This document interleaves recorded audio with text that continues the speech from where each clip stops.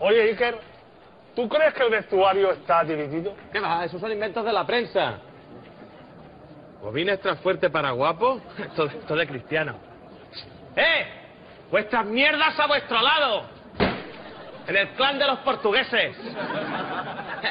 Míralos, el clan de los españoles. Feos, baratos. Al menos nosotros somos gente sana e inteligente. Gente sana, no como otros, que son unos pometas, ¿Contado? No te metas con él. Fabio, dile que no fumas. Yo no... Nosotros somos el espíritu blanco. Espíritu blanco, espíritu blanco, espíritu blanco.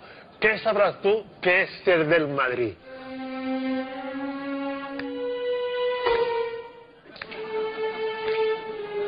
¡No me sale, niño!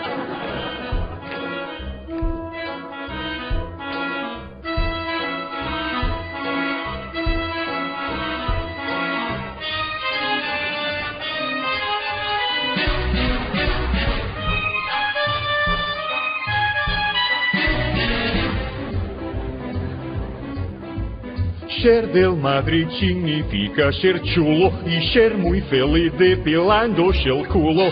Ser del Madrid significa ganar. Eu prefiro salir para poder fumar. Al del Pito han comprado, el Barça favorece.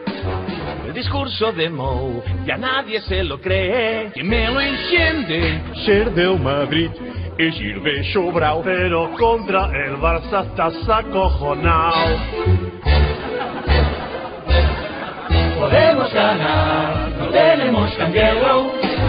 No hay que fallar, o nos caerá pelo. ¡Oh no, qué feo! Venga a triunfar, apartaros de aquí. Los culés palmarán contra ese Madrid. El campeón será ahora el Real Madrid.